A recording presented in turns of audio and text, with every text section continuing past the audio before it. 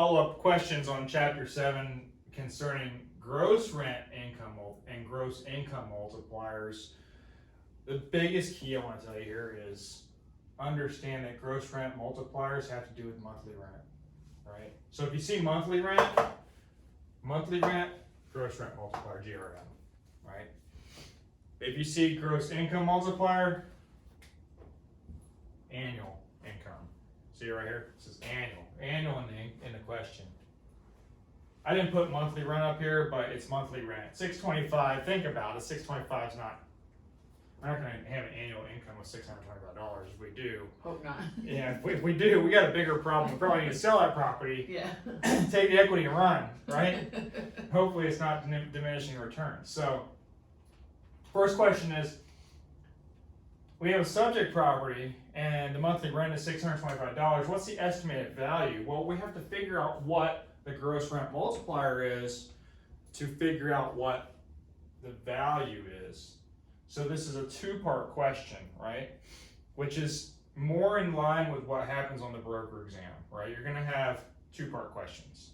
Broker and instructor exam are both gonna have, they're not gonna be straightforward. This bottom question is straightforward, right? So what's the formula for gross rent multiplier? Sales price divided by gross monthly rent. Sales price divided by rent. Divided by rent, monthly rent, equals GRM, right? That's part one of this question. Part one of the question, we figure out what the GRMs are.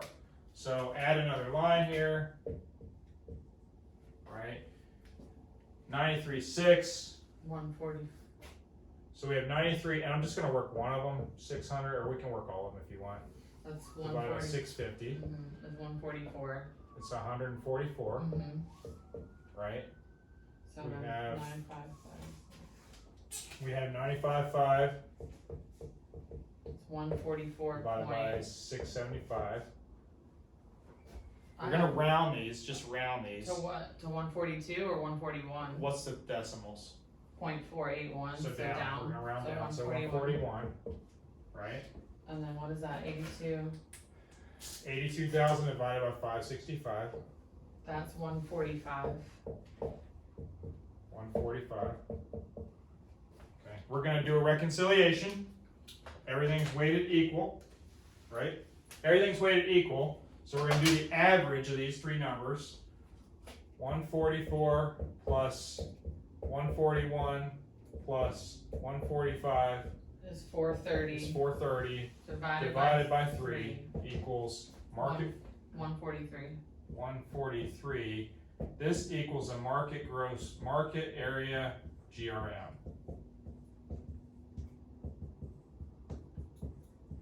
So average of 3 you were not given the gross rent multipliers, but we need the gross rent multiplier to figure out what this is, right?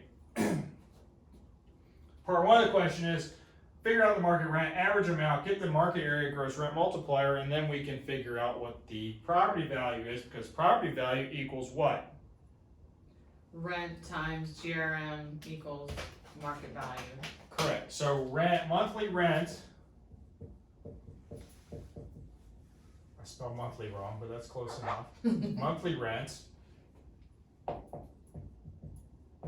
plus, or times times GRM.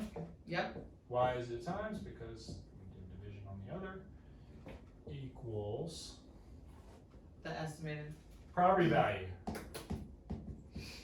So we're gonna take 143 times 625 equals value of the property.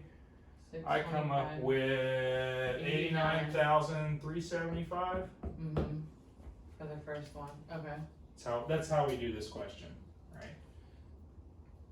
So 2 steps: figure out the gross rent multiplier, average it, get the market area GRM times monthly rent would give you the. Because remember, we're talking about real estate valuation, right? We're So doing an they analysis. overpaid not much, but a little bit on that one. If they paid 90,000 for it. right? In this case, it didn't tell us what we paid for it. Oh, well, sales price. We're figuring out what the sales price should be, Oh, what we okay. should be buying it for, right? We're figuring out, my investor says, here's 3 properties that are comparables. Based on these, what should I pay for this house? Or you're giving that valuation, because remember, the chapter is all about valuation.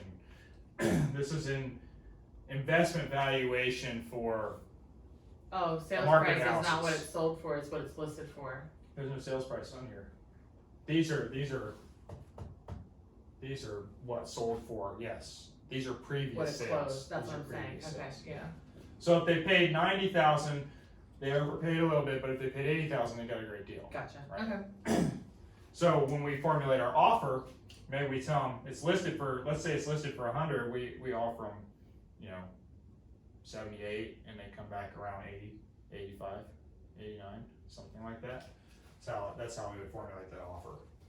So the second question is, if the annual income of commercial property is 120,000 and the sales price is 900,000, what is the GIM? Gross income multiplier formula is, use my blue marker again, sales price divided by annual income, right? Sales price divided by annual income.